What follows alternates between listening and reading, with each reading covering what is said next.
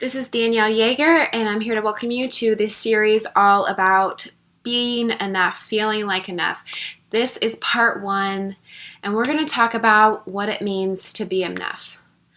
So in today's society, most of us are struggling with feeling like we're good enough.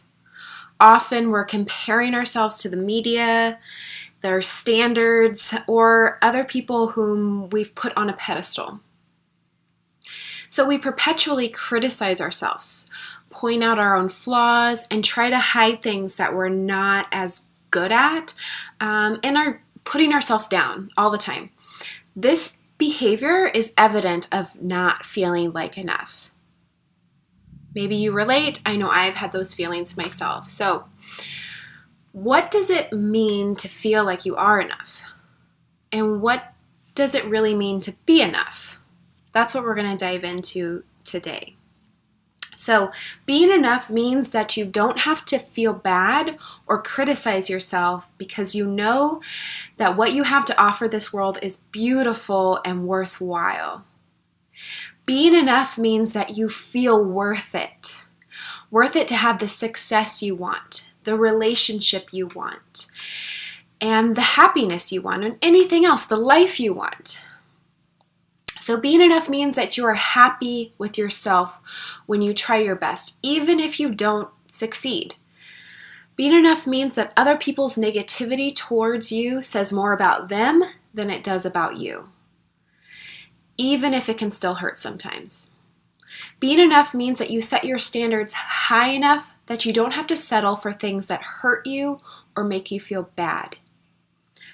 Being enough means that you are happy with where you are in life because you know you are always moving forward, always getting better, and the journey is the real adventure. Being enough means that you go after the things you want in life because you know you deserve a chance at them. Being enough means that you ask for help when you need it because you know you don't have to do it all on your own. I know that's one that so many people struggle with. And being enough fills you with feelings of confidence, contentment, security, and self-love. There are many ways that you can feel like you're enough and be enough. It starts first with getting an idea of where you are with that feeling right now. So I recommend doing some journaling to figure out where you feel like you're enough and where you're struggling with confidence and worthiness. You can start this by listing out the areas of your life, such as your career, your relationships, your health, anything else, and rate your satisfaction with your performance, so to speak, in that area on a scale of 1 to 10, meaning 10, you are at your complete max, you are so happy, you could not imagine anything getting better, and 1, you are doing absolutely nothing in that area, you are completely unsatisfied, and you need a complete upheaval of your life. So figure out where you are in each of those areas that are important to you. Then go back through the areas where your satisfaction is low, and you're the only one who can judge that. And journal around why you aren't feeling satisfied in that area. And uncover what ideas you have about yourself and your abilities in that area. So that could be saying, I feel like I'm really bad with money. I feel like I'm always losing money. I feel like any investment I make goes poorly. I feel like I can't keep any money in my bank account. And, those kinds of thoughts that might come up.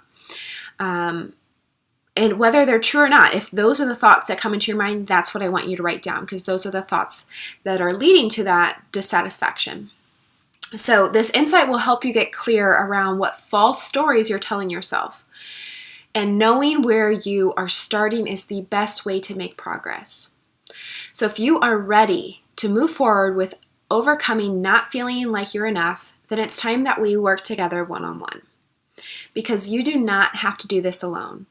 You can find the link for that in the comments or in the description below, and I would love to hear your insights from this activity in the comments below. So please give this video a like if you are enjoying this series, and don't forget to subscribe so you don't miss any of the other parts, and I will see you next week for part 2 of the series on being enough.